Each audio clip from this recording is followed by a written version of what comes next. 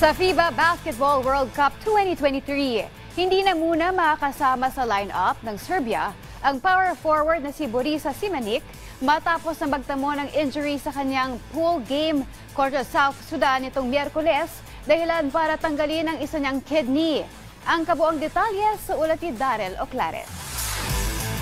Dahil sa tamo niyang injury sa kanilang laro kontra sa South Sudan nitong nakaraang linggo, kinakailangang tanggalan ng isang kidney ang Serbian power forward na si Borisa Simanic.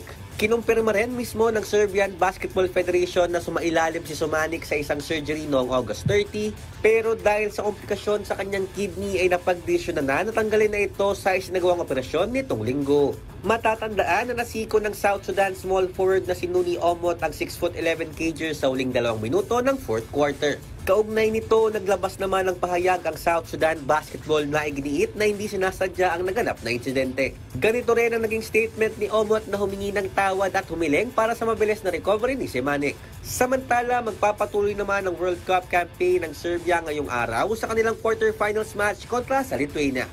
Darrell Oclares, PTV Sports.